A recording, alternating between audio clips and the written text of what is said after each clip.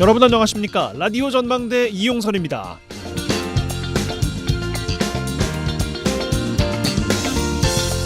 22대 국회 초반부터 여야가 극한 대치를 이어왔습니다. 국민의힘이 7개 상임위원장을 수용하고 원내 투쟁 방침을 밝히면서 국회 일정이 정상화됐죠. 상임위 구성도 마무리가 됐습니다만 각종 현안과 상임위 구성을 두고는 공방이 여전합니다.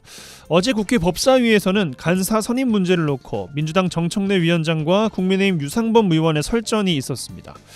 유상범 의원의 말을 빌리자면 아들이 초등학생도 그렇게 회의 안 하겠다는 말을 할 정도였는데 법사위 간사 선임에 대해서 여당에서 항의하니까 정청래 위원장이 국회법 공부 좀 하고 오시라며 제지를 했고요. 서울대 법대 출신인 유상범 의원, 공부는 내가 좀 더 잘하지 않았겠냐 라고 응수를 했습니다. 그 뒤로도 국회의원의 수준을 의심하게 하는 발언들이 몇 번 더 오가왔다고 합니다.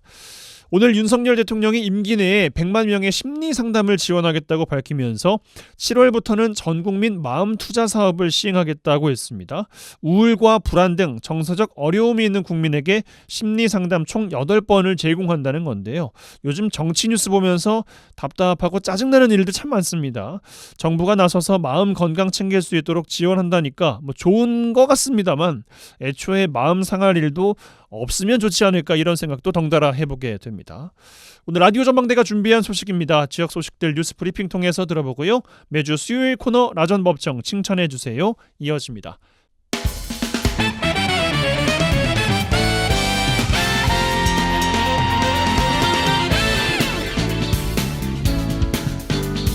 네, 6월 26일 수요일입니다. 라디오 전망대 시작합니다. 먼저 우리 지역 뉴스 정리해보죠. 뉴스브리핑 GBS 뉴스의 차범준 편집국장과 함께합니다. 전화 연결돼 있어요. 안녕하십니까? 네, 안녕하세요. 네, 자 광양에서 시작합니다.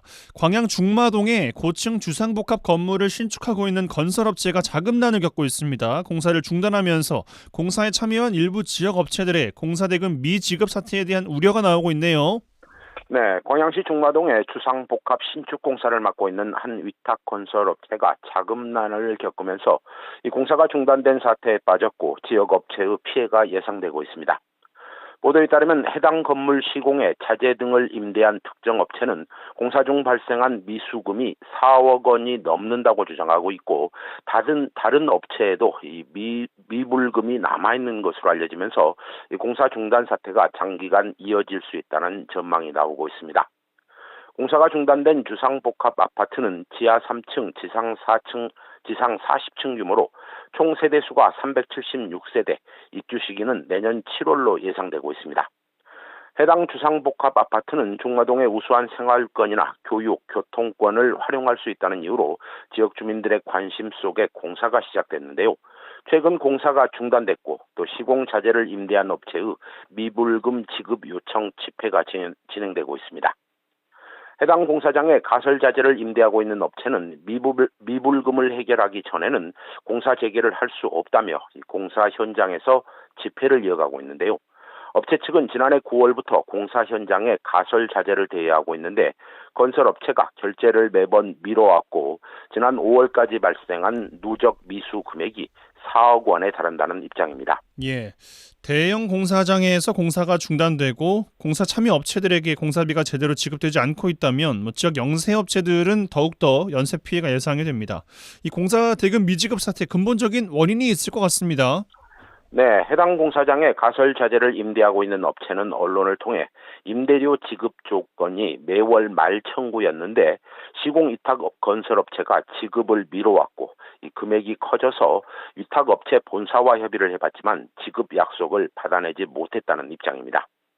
이 가설자재 임대업체는 받지 못하고 있는 미지불 금액을 일시에 지불해달라는 것도 아니고 변제 금액에 대한 시기를 조절하자는 뜻을 전달했는데도 아직 뚜렷한 답변을 받아내지 못하고 있다는 입장입니다. 해당 공사 현장은 지하 3층에서부터 시작해 현재 지상 4층까지 공사가 진행된 상태인데 이 가설자재 임대업체는 자신들의 미지불 금액 말고도 이 장비 업체를 비롯한 현장 인부들의 인건비도 밀려 있는 것으로 알고 있다며 지역에 연쇄 피해가 발생할 수 있다는 입장입니다.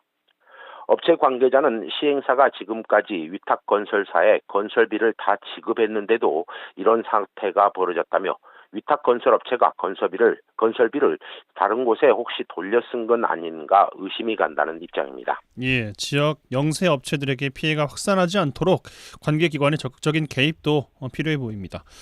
자, 순천으로 가겠습니다. 얼마 전 순천의 한 신협에서 새로 이사장을 선출했는데요. 이사장 선출 과정이 법정 다툼으로 비화되면서 관련 조합원들의 우려가 나오고 있네요. 네, 순천시에 본점을 두고 있는 모 신협이 이사장 선출과 관련해 선거 이후 법정 다툼이 이어지면서 지역에 논란이 되고 있습니다.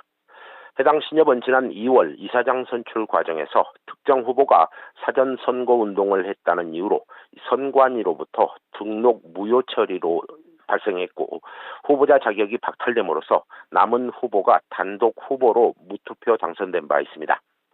당시 선관위로부터 등록 무효 처분을 받은 후보는 선거 이후 신협과 새로 당선된 이사장을 상대로 직무정지 가처분 소송을 제기했는데요. 소송을 제기한 당사자는 투표가 아닌 신협 총회에서 결정된 이사장의 직무는 문제가 있다는 입장입니다. 결국 해당 신협의 이사장 선거는 사전선거법 위반과 직무정지 가처분 소송이라는 선거 후유증을 겪고 있는데 최근에는 현재 직무를 수행하고 있는 이사장이 선거 과정에서 학력을 허위로 기재했다는 의혹이 추가로 제기되면서 논란이 이어지고 있습니다. 네, 선거는 끝났습니다만 여전히 갈등이 지속되고 있군요. 이른바 서민들을 위한 금융기관이라는 신협의 설립 취지를 감안하면 조합원분들의 불만은 상당히 높을 것 같습니다. 네, 선거 과정에서 발생한 후보 자격 박탈 조치에 이어 이번에는 취임한 이사장이 선거 과정에서 허위 학력 기재 논란이 추가로 제기됐습니다. 해당 이사장은 선거 과정에서 순천대학 경영행정대학원의 최고 관리자 과정의 수료를 순천대학교 경영행정대학원 수료로 허위 표시했다는 논란이 제기됐습니다. 해당 논란에 대해 신협 측은 공고문에는 수료 증명서를 제출했지만 등록 서류에는 정상적인 최종 학력을 기재했고 취임 이사장의 학력 논란은 선관위 등으로부터 문제가 된 적이 없다고 밝혔습니다.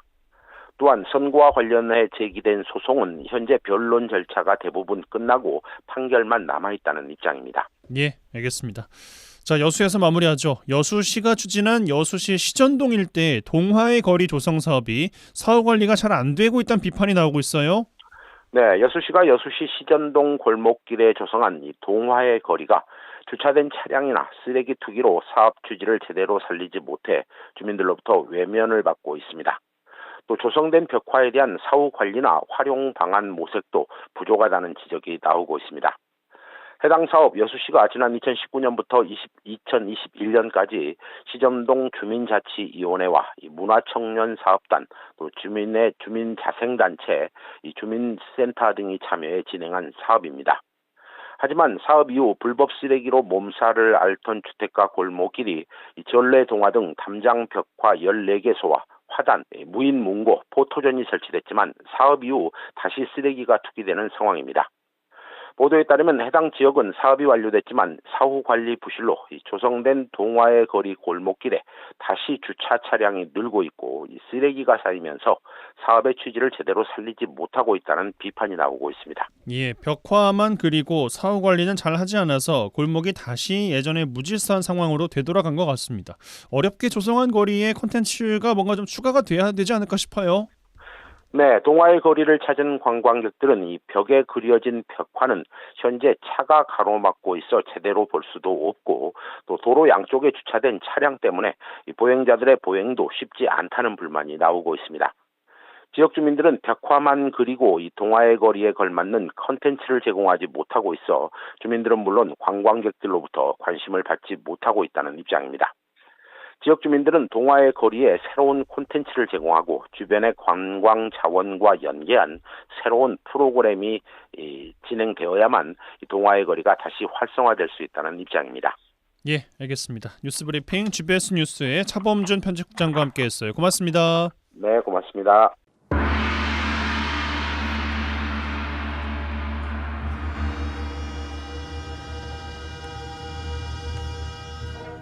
라전 법정.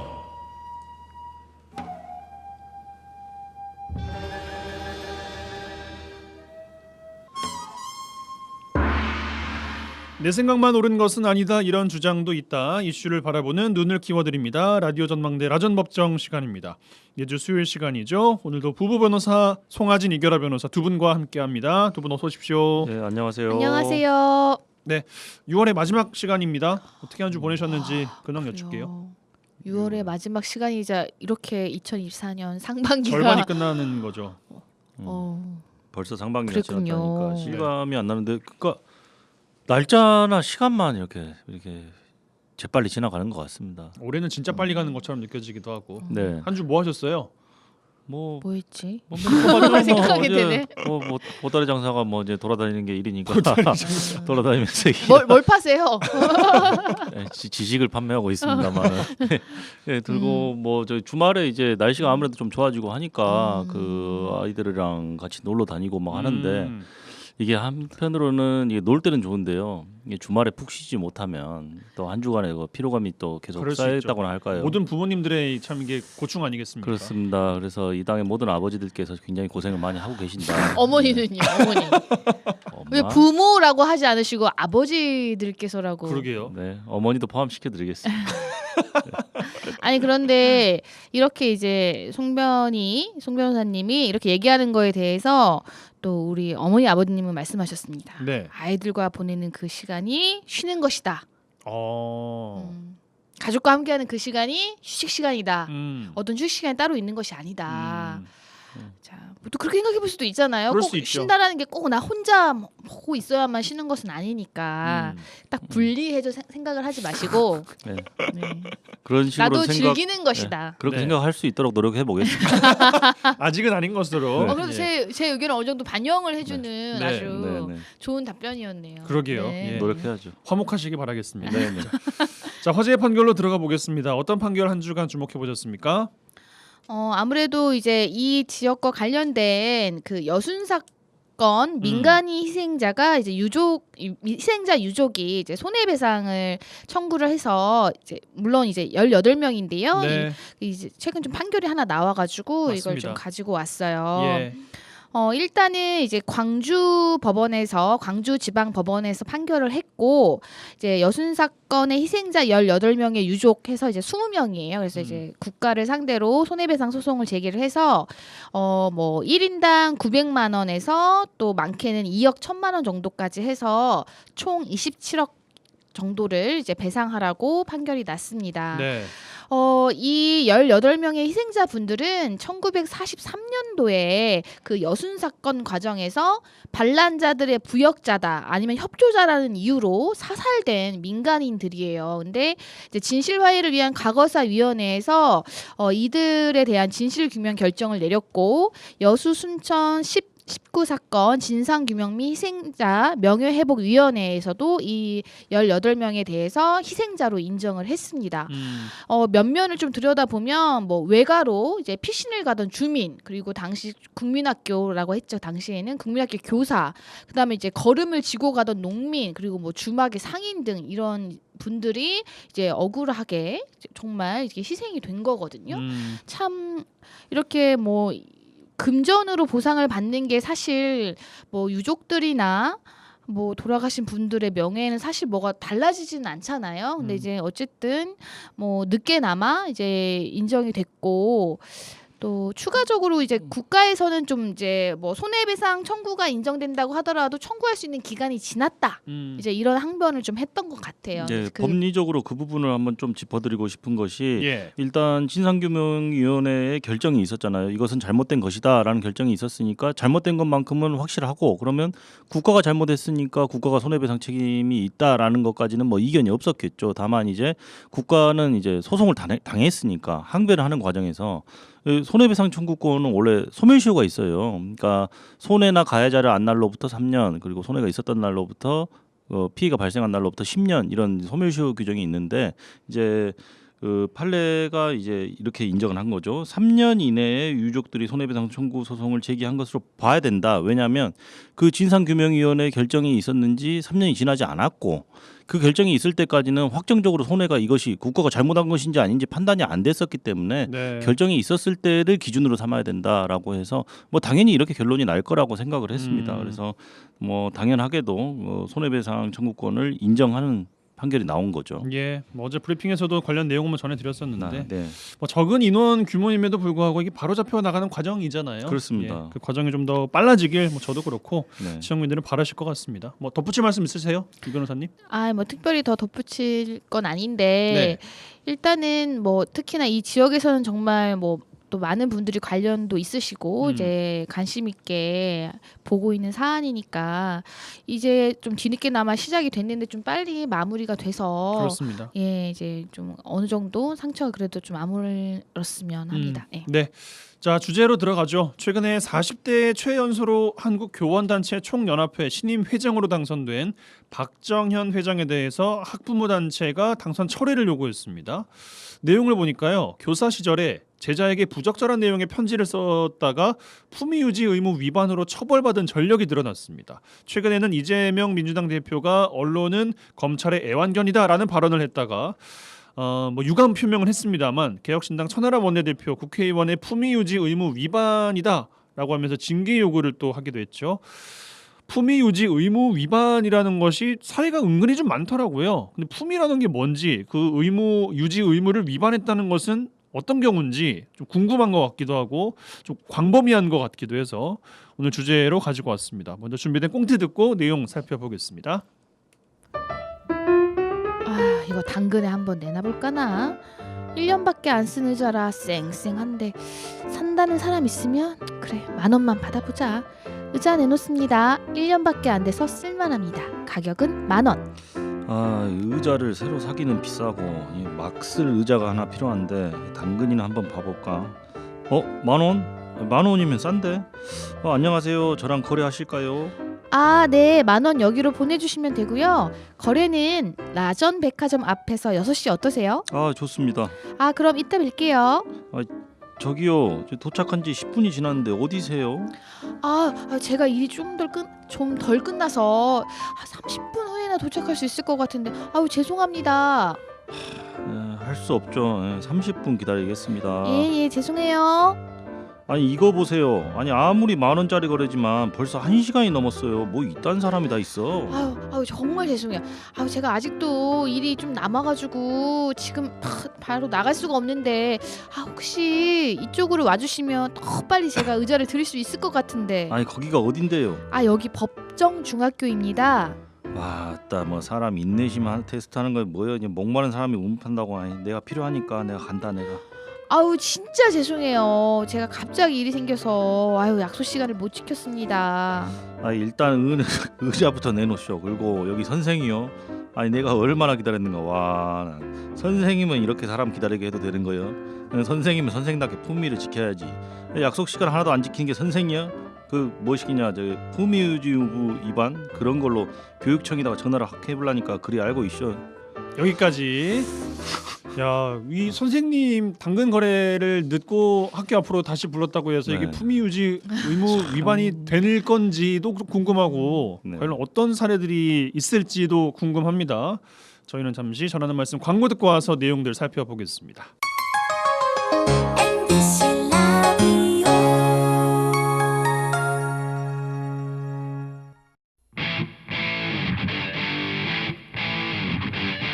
젊고 당찬 시사 생활밀착 뉴스 이용선의 라디오 전망대.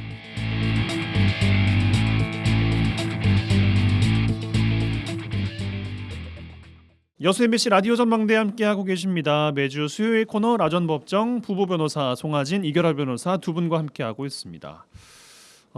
그 변호사분들이나 법조인도 품위에 관련된 이야기를 많이 좀 합니까? 굉장히 많이 하죠. 그리고 다 변호사법에도 그리고 대한변호사협회에서도 다 품위유지 의무를 부여하고 있으니까요. 그럼 뭐 짝다리 짚는다거나 아니면은 주머니에 손 넣고 있으면은 품위 유지 의무 위반이 되는 겁니까? 그런 품위를 말하는 것은 아니고 물론 법정에서 그렇게 하는 것은 금지가 안 되겠죠. 되긴 합니다만은 예. 품위라는 게 뭐예요, 그러면? 이게 품위라는 것이 이제 법률적인 어떤 개념으로 좀 설명을 드리자면 네. 법률 규정 자체의 품위의 의미가 무엇인지 정의하고 있는 조항은 따로 없어요. 없어요? 다만 그럴 때 판례에서 이제 이거를 풀어서 설명을 해주거든요. 네. 그래서 판례에서 이제 품위를 뭐라고 정의를 하냐면 국민에 대한 공무원으로서의 직책을 맡아 수행해 나가기에 손색이 없는 인품 이렇게 정의를 내리고 여기 있습니다. 물론 굉장히 포괄적이네요. 이제 공무원뿐만 아니라 예를 들어서 일정한 이제 품위를 유지해야 된다라는 그런 의무가 있는 대상자가 있잖아요.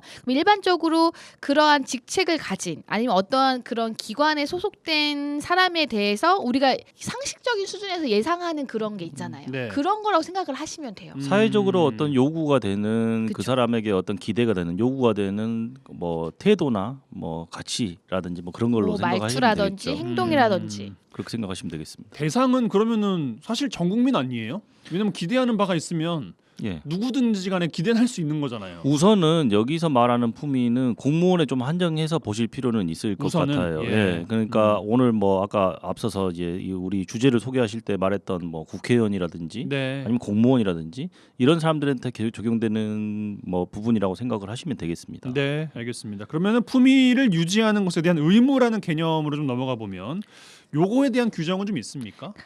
이거에 대해서도 이제 대법원에서는 어떤 식으로 이 품위 유지 의무라는 걸 해석을 했냐면 네. 그 직무의 내외를 불문하고 공무원으로서 어떤 직책을 맡아서 수행해 나가기에 손색이 없도록 하는 게 그게 품위잖아요. 네, 네. 없도록 본인은 물론 소속된 기관 전체에 대한 국민의 신뢰를 실추시킬 우려가 있는 행위를 하지 않는 거.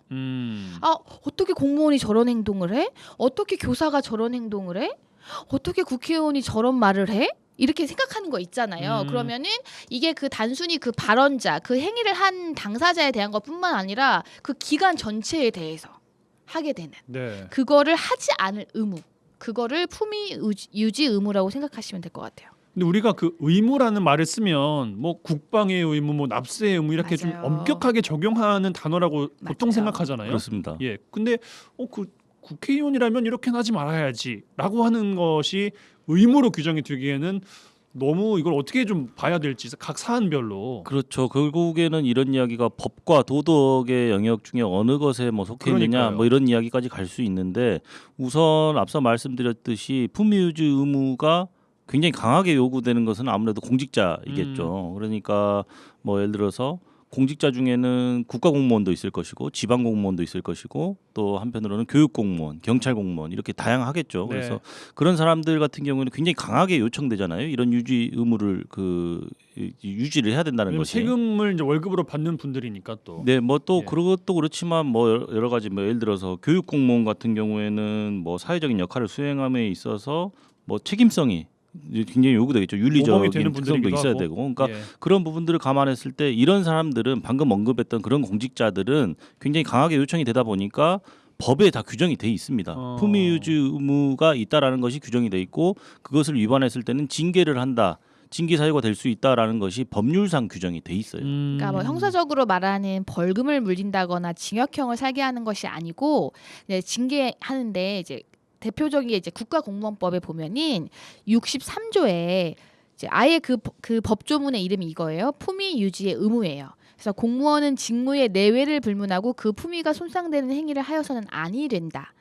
그러니까 뭐 품위라는 게 뭐다라고 이렇게 다 이렇게 정의를 할 수는 없지만 우리가 일반적으로 이거는 이제 보통 모든 국민 말씀하신 대로 우리가 인간관계에서 아니면은 자기가 어떤 직업적으로 행동을 할 때 요구되는 수준은 당연히 있는 것인데 네. 특별히 국가공무원법이나 이런 공무원법, 지방공무원법 이런 걸 보면 이런 공무원들은 그 손상되는 행위를 해서는 안 된다는 거 당연하지만 규정에 넣는 거죠. 왜냐하면 이거는 일반 국민에게 끼치는 영향이 더 크고 또 비난 가능성이 더 높다고 보기 때문에. 그리고 아까 굉장히 좋은 말씀 해주셨는데 사실상 전 국민에게 해당되는 것 아니냐라는 말씀하셨잖아요. 사실 그 말이 맞는 것 같아요. 왜냐하면 인간이라면 지켜야 될 품이라고 확대한다면 전 맞아요. 국민의 재산이 될 수도 그렇습니다. 있죠. 그리고 그러면 나는 공무원이 아니니까 품위유지 의무 위반을 그러니까 품위유지 의무가 없구나라고 그냥. 생각하시면 안 되는 것이 예를 들어서 의사나 변호사 이런 고도의 전문성을 가진 어떤 자율적으로 업무를 수행하는 전문직에도 당연히 부여가 되는데 네. 그러니까 개별 어떤 법률이 아니라 그 단체 내부의 규율이라든지 이런 것들에서 다 품위유지 의무를 부여하고 있고요.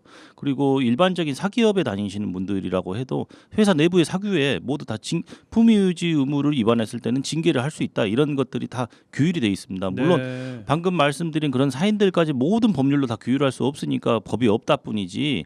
그러니까 결국에는 자기 자신에게 적용되는 어떤 규정들은 다 있는 거죠. 그래서 어떻게 보면은 전 국민적으로 요구되는 것이라고 뭐 생각하셔도 무방하겠습니다. 네, 그럼 우리가 이제 사례를 좀 중심으로 살펴보겠습니다. 우선 꽁트를 좀 살펴보면 그 학교 선생님이 모양이에요. 그 당근 거래에다가 중고 거래에다가 의자를 10,000원에 올렸는데 한 남성분이 이제 관심을 가졌습니다. 6시에 만나기로 했었는데 이분이 일이 늦게 끝났는지 10분만 있다 갈게요 하다가 30분이 되고 결국에는 죄송한데 학교 앞으로 좀 와주시면 제가 드리겠습니다 해가지고 굉장히 지금 이 남성분이 뿔이 많이 나신 상태거든요. 네. 그러면서 거래는 했는데 당신 선생이야 이제 품위유지 의무를 위반한 것 같으니까 내 교육청에 전화할라네 하고 꽁트가 끝이 났습니다. 네.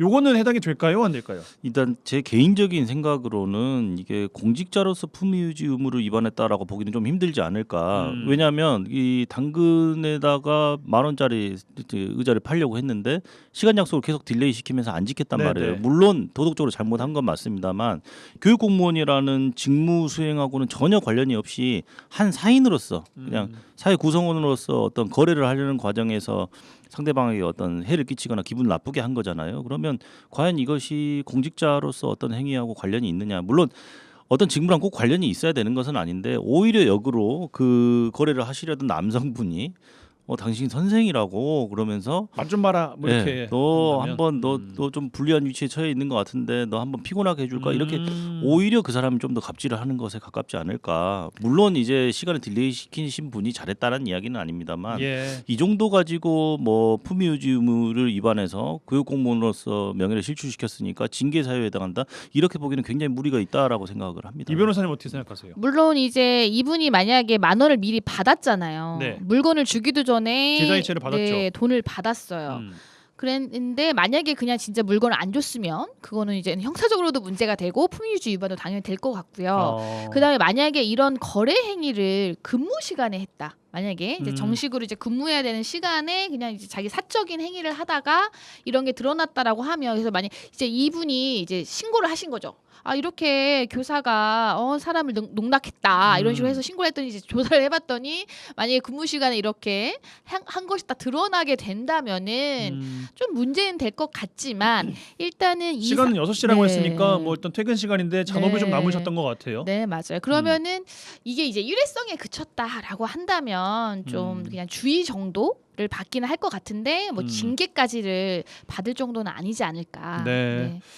그러면 이 꽁트 말고 뭐 우리가 신문이나 뭐 뉴스 같은 거 보면은 이 품위유지 의무 위반이라는 건 자주 접하잖아요. 네 맞아요. 뭐 좀 저희가 살펴볼 수 있을 만한 사례 더 소개해 주실 만한 게 있을까요? 굉장히 유명한 사례가 최근에 있었죠. 그 자녀의 담임 교사에게 보낸 편지에 이제 학부모가 왕의 DNA를 가진 아이니 좋게 말해도 알아듣는다. 그래서 우리 그런 일이 아이를 있었어요? 다루는 방법 내지는 훈육 지침을 전달한 케이스가 있어요. 아주 엄청 시끄러웠잖아요. 그런데 이걸 보내신 분이 담임 교사에게 보낸 학부모가 하필이면 교육부 소속 5급 사무관이었습니다. 아하. 그래서 굉장히 위치도 좀 있으시네. 좀 황당한 일인데 물론, 어쨌든 예. 뭐 중징계에 해당하는 정직 처분을 받았어요. 공무원으로서 품위를 손상시켰다라는 이유로. 그 학부형이요. 예, 네. 그렇습니다. 예. 예. 근데 사실 이제 뭐 이 사람의 자기 어떤 변소는 그거였어요. 아이가 아마 좀 학교 적응에 어려움이 있었나 봐요. 그래서 이 왕의 DNA라는 표현을 그 아동 그 치료 기관에서 쓴 표현이래요. 이 아이는 왕의 DNA를 가져서 뭐 왕자한테 말하듯이 말을 해줘야 된다. 근데 다소 이 선생님이 그러니까 이 학부모가 어떻게 했냐면 담임 교사를 뭐 아동학대로 신고를 하고 그리고 교사를 교체해달라고 요구를 하고 그다음에 이제 교사가 교체가 됐어요. 편지만 있었던 게 아니에요? 네, 교체된 교사에게 보낸 편지예요. 새로 온 교사에게 뭐 이렇게 우리 아이를 대할 때는 이렇게 해주세요라고 하면서 이제 특별히 또 이 표현이 들어가 있었기 때문에 언론에는 대대적으로 왕의 DNA 이게 막 이제 대서특필 됐던 사건인데 네. 그래서 이제는 사실 이제 교육부 조사에서도 이건 문제가 있다. 그러니까 이 표현뿐만 아니라 이 사람이 한 행동이 어떤 좀 지나쳤다. 그리고 그것이 자신이 가지고 있는 직위에 맞지 않은 그런 품위를 이제 유지하지 못한 것이다라고 해서 정직이라고 하면은 중징계에 들어가요. 예, 그래서 그리고 정직도 1개월이냐 2개월이냐 3개월이 있는데 그 중에서도 3개월 처분을 받았어요. 그래서 큰 거네요, 그러면. 네, 나름 크게 받은 거고 이게 정직만 된다고 해서 불이익이 끝나는 게 아니에요. 그 외에 다른 불이익들이 많거든요. 그래서 예. 어쨌든 이 사건은 그렇게 마무리가 됐었고 지금 그리고 처음에 우리 말씀하셨던 그 한국교원단체 총연합회 최근에 이제 신일 회장이 네. 과거 한 10년 전쯤에 자신이 가르치는 학생에게 꿈속에서도 당신을 떠올리고 사랑하고 있다. 뭐 나의 여신님. 제자한테요? 네. 이런 표현을 한 번만 보낸 게 아니라 편지가 12개의 사본이 어떤 한 언론사에서 공개가 됐어요. 그래서 근데 당시에 견책 처분을 받았다고 해요.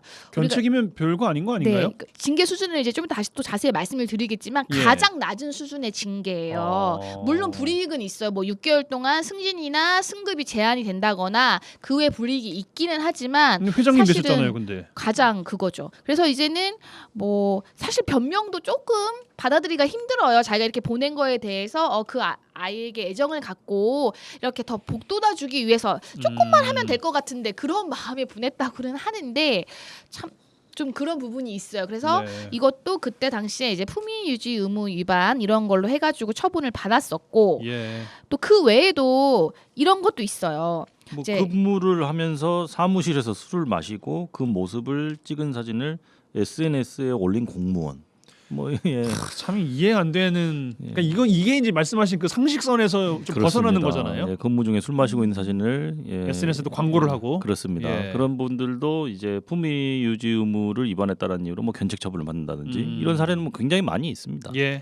그리고 그것뿐만 아니라 같은 뭐 하급 이제 자기 밑에 직원에게 갑질, 이른바 뭐 직장 갑질이라고 해서 부하 그런 직원에게. 것들도 다 이런 이제 그 조사 결과 그런 게 사실로 일부 확인이 된다고 하면 최근에 이제 한 사례는 자기가 상급자다 해서 이제 그 상급자의 지위를 이용해서 비상근무 지침보다 더 많은 인원을 근무에 투입해서 업무를 강요한다든지 휴가를 사실상 사용하지 못하도록 한다든지 아니면 휴일에 직원들한테 전화를 걸어가지고 내 개인적인 일에 대해 화풀이를 한다든지 네. 아니면 모욕적인 발언을 하고 그다음에 사적인 업무를 시킨다든지 이런 이제 사례가 있었는데 정직 1개월에 중징계 처분을 받기도 했습니다. 그러니까 이게 꼭 민원인에 대한 것뿐만 아니라 조직 내에서도 어떤 일정한 품위를 유지해야 될 의무가 있음에도 불구하고 그를 벗어난 행동을 했을 때는 징계를 받게 된다는 것이죠. 예. 네. 알겠습니다. 그 뭐 말씀 중에 뭐 주의, 견책, 뭐 정직 이런 용어는 나왔는데 그 처벌 수위가 어떻게 이루어져 있는지 뭐 가장 강한 건 뭐고 가장 그 경한 것은 견책이라고 이제 말씀을 주셨잖아요. 네. 그 이야기도 좀 주실까요? 우선은 뭐 범죄를 구성한다라고 하면 당연히 형사적으로 범죄를 구성한다고 하면 형사처벌 받는 것과 별도로 그 자체가 품위 유지 의무 위반에 해당하는 건 뭐 따져볼 필요도 없을 그러겠죠. 거 아니에요. 근데 단순한 품위 유지 의무 위반을 했을 때는 이게 뭐 형사처벌까지 가는 것은 아니고 결국 징계 사유가 되는 건데 징계에도 급이 있습니다. 그래서 징계가 뭐 중징계하고 경징계로 나누어지는데 가장 강한 순서부터 이야기를 하자면 파면, 그다음 해임, 강등, 정직 그리고 정징계로 이제 감봉이나 견책까지도 이어지게 되는 거죠. 그러니까 이렇게 다양하게 좀 구성이 돼 있는데 뭐 세부적인 내용을 좀 말씀해 주시죠. 예. 일단은 가장 뭐 많이 들어보셨을 파면이라는 것은 그러니까 파면하고 해임은 공무원의 신분을 박탈하는 거예요. 그러니까 가장 중하죠. 그 중에서도 이제 파면하고 해임의 차이는 뭐냐면 이제 일정 기간 근무했으면은 퇴직금이나 이런 거 받을 수 있잖아요. 네. 그러니까 그것이 감액되는 정도의 수준의 차이가 있는 것이고 그 다음 단계 이제 파면, 해임, 그 다음에 강등이 있는데 강등은 이제 1계급 아래로 직급을 내리는 거예요. 다만 공무원 신분은 유지가 돼요. 하지만 별도로 3개월간 직무에 종사를 못해요. 그럼 3개월 동안 보수도 받을 수가 없는 거고, 그 다음에 그 징계 처분의 집행이 끝난 날부터 18개월 동안은 호봉도 올라가지 못하고요. 승진 임용도 제한됩니다. 그리고 정직이라는 것은 1개월, 2개월, 3개월, 최대 3개월까지 할 수 있는 거고요. 정직 처분을 받게 되면은 이제 뭐 신분은 유지가 되지만 직무에 종사하지 못하니까 당연히 보수를 받지 못하고, 예. 정직을 받은 사람도 18개월 동안 이제 승급이나 승진이 제한이 됩니다. 그리고 이제 감봉도 1개월, 2개월, 3개월 이렇게 할 수 있고요. 받는 보수가 감해지는 거죠. 그다음에 감봉을 받게 되면은 12개월 동안 또 그 승진하고 승급이 제한이 됩니다. 그다음 가장 낮은 게 견책인데요. 견책은 말 그대로 이제 그 지난 잘못에 대해서 훈계하고 이제 회개하도록 한다라는 정도인데, 어쨌든 이것도 6개월 동안은 승급이나 승진 임용이 제한이 되고 그 외에도 인사상 불이익이 반드시 있기 때문에 견책인데도 그거에 대해서 불복하고 막 취소 청구를 하고 막 재판도 하고 하네라는 게 그런 거예요. 그래서 이게 영원히 남거든요. 그래서 이렇게 지금 나뉘어져 있고, 그 공무원 징계령이라는 규정상으로는 파면, 해임, 강등, 정직까지가 중징계, 그다음에 감봉, 견책이 경징계 이렇게 돼 있고, 또 하나 추가로 말씀드릴 게, 금전이나 이런 걸로 어떤 재산상 이득을 취득한 걸로 징계 사유가 된 경우, 음주운전이나 성범죄로 징계 사유가 된 경우는 아까 제가 말한 승진 제한 임용 기간 6개월이 또 가산이 돼요. 그러니까 최대 24개월까지도 이제 제한이 되고 실질적으로 많은 불이익이 있습니다. 알겠습니다. 끝으로 요거 한 가지 여쭤보고 마무리하겠습니다. 그 품위 유지 의무가 강하게 요구되는 반면에 뭐 민원인들과의 접촉이 좀 많이 있는 공무원들 경우에 요거 조항이 조금 불합리하게 느껴질 수도 있을 거 아니에요. 왜냐하면 불만을 품고 있으면 뭔들 못 하겠습니까? 이 징계나 의무 사항에 대한 가이드라인을 좀 명확하게 하는 것들도 좀 있을지 궁금하거든요. 우선은 뭐 교육 공무원들 같은 경우에는 학부모들로부터 뭐 갑질이나 뭐 부당한 어떤 민원을 당해서 뭐 고통을 받고 있다 이런 사례들도 굉장히 많이 나왔었고, 일선 공무원들 같은 경우에도 이렇게 뭐 너 이거 저기 품위유지 위반으로 신고할 거야. 우리 꽁트 사례도 나온 건데, 네. 그렇게 해서 불합리하게 뭐 이걸 좀 당할 수 있지 않느냐 뭐 이런 부분들도 좀 갖고 논의가 되고, 품위유지 의무라는 것 자체가 굉장히 일단 기본적으로 좀 추상적이고 좀 모호한 내용이잖아요. 그렇다 보니까 좀 역으로 좀 피해를 당하실 수도 있는데, 공무원분들이. 그래서 예를 들어서 뭐 교육 공무원이라든지 이런 분들 같은 경우에는 교사들의 인권을 어떻게 뭐 증진하기 위해서 각급 저기 당국에서도 뭐 피해 실태를 조사한다든지, 아니면은 부당하게 어떤 피해를 당한 게 있다라면은 기관 차원에서 어떻게 그 민원인들에게 대응을 한다든지 그런 가이드라인들도 마련되고 있는 것으로 보이고, 일선 지자체나 공무원들 같은 경우에도 그런 방식으로 지금 뭐 보호를 하려고 시도를 하고 있는 것으로 보입니다. 예.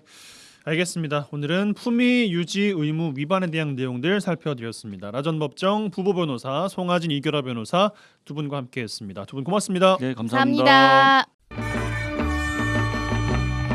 잘했군 잘했어 잘했군 잘했군 잘했어 그러게 내 영감이라지 잘했군 잘했어 잘했군 잘했군 잘했어 그러게 내 마누라지. 지역의 온기를 불어넣습니다. 라디오 전망대 칭찬 릴레이 캠페인 칭찬해주세요 시간입니다. 이미지 리포터 나와 계세요. 어서 오십시오. 네, 안녕하십니까.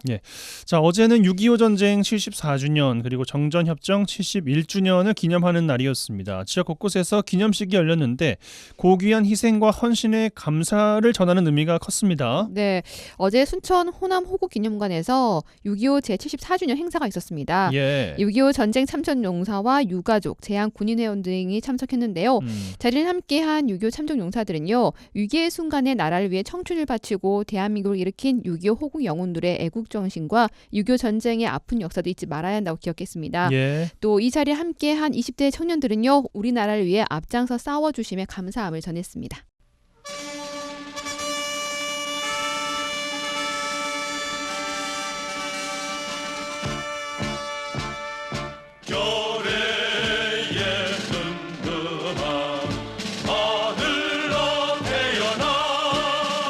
지금부터 6.25 전쟁 제74주년 기념 행사를 시작하겠습니다.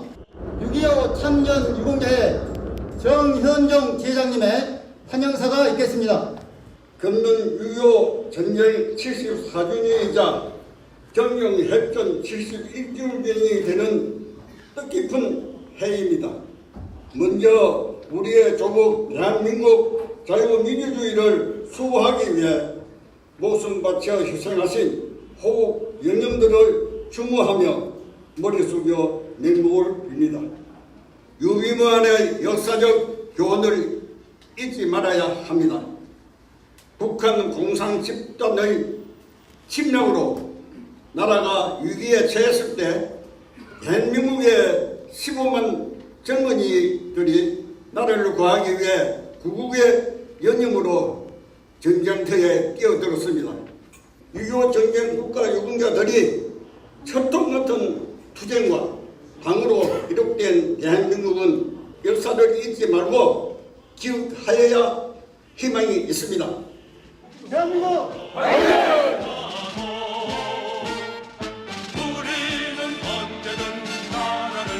옛날 생각이 나고 그때는 못 먹고 그랬어요. 그냥 참 지금 남아프리카 그 사람들이 우리하고 똑같대요. 그때 그래서 배고프면 물 먹고 배 채우고 밥도 못 먹고 전쟁터에 나가고 보급품이 오면 폭격마다 해갖고 밥 없어요. 밥을 못 먹고 참 옛날 생각하면 눈물이 나와요. 전제를 한 개 치러서 전우들이 뒤에 계시는데 어떠세요? 반갑죠. 자만은 다 막둥이가 93이요. 아직도 그 시절의 기억이 나세요? 아, 나죠. 아이고, 그것은 안 잊어버려요. 그런데 관계가 무뎌가지고, 근데 지금은 그래도 잘 먹고 그러니까 말이죠. 아버님의 연세가 어떻게 되세요? 93살. 70년 세월이 지났는데 아직도 기억이 나세요? 그래요. 결국에 경찰, 우리 군대들, 대학을 모두 전부가 부산 쪽으로 후퇴를 했어. 후퇴함과 동시에 북한군들이 진주를 한 것을 똑똑히 우리가 보고, 그래갖고 낙동강 거기서 멈춰갖고는 우리 군대들이 강압 쪽으로 그냥 교전을 해가지고 물리치고 더 못 가게 했어. 메카트 장군이 인천 상륙작전에서 도망해가지고 중간에서 차단해버렸어. 북한군들을.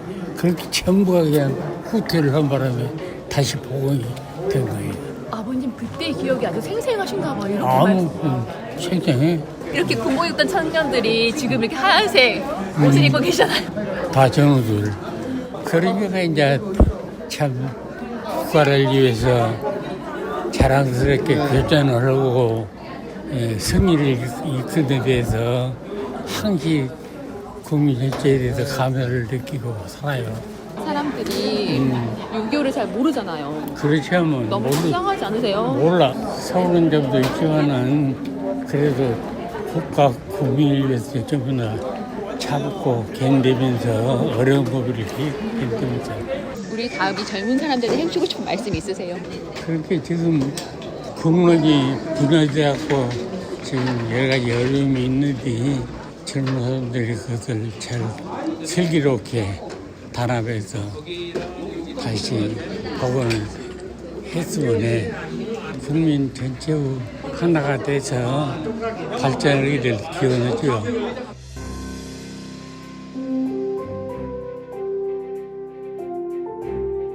어렸을 때 6.25에 대한 얘기 많이 들으셨어요? 제가 들었던 거는 이제 할아버지가 전쟁하면서 뒷목 쪽에 상처 수류탄이 터져가지고 거기에 상처 있었던 것 때문에 그런 거 얘기를 많이 해주셨어요. 내가 살고 있는 나라 그렇게 지켰다는 거에 대해서 어떤 생각이 드세요? 나라를 위해서 참전하셔가지고 지켜주신 거에 대해서 많이 뿌듯하죠. 저 같은 경우에는 좀 무서웠을 것 같아요. 제가 그때 제가 포병으로 나왔는데 훈련을 나가면 사격하는 거 들으면 정말 크거든요. 그거 들으면은 이제 그때 당시에는 더 했을 것 같기도 한데 확실히 그거를 통해서 이제 할아버지가 이제 전쟁을 하면서 무서웠을 것 같기도 하고. 그냥 청년으로서 6.25는 어떤 거였어요? 그냥 전쟁이었다. 이 행사를 바라보고 나니까 어떤 느낌이 드는 것 같아요? 참 많은 것을 희생하셔서 지켜냈구나. 네, 고동도 불편하시고 힘드셨구나 약간 그런 게 그 가족분들이랑 같이 오셨는데 딱 보니까 저분들 지키러 갔겠구나 그거 하나로 참전하셨겠구나라는 생각이 좀 들었습니다.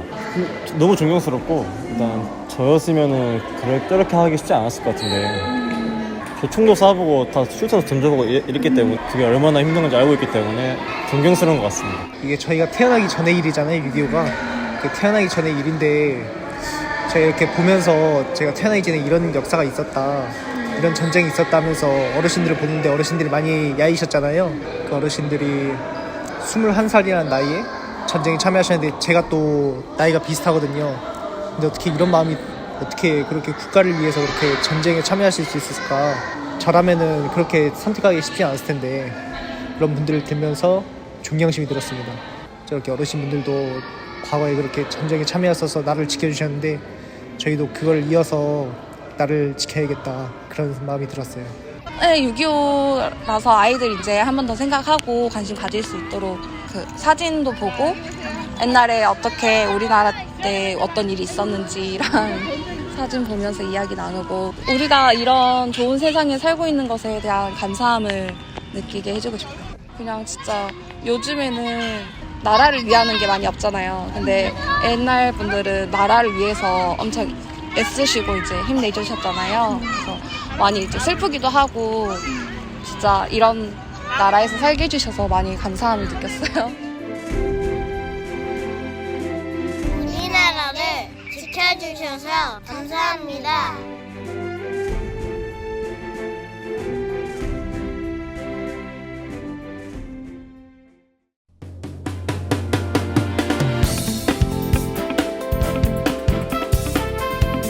네, 6월 26일 수요일 라디오 전망대 오늘 준비한 소식은 여기까지입니다. 오늘도 고생 많으셨습니다. 오늘 마무리 잘하시고 내일 저녁 6시 5분에 다시 뵙죠. 이용선이었습니다.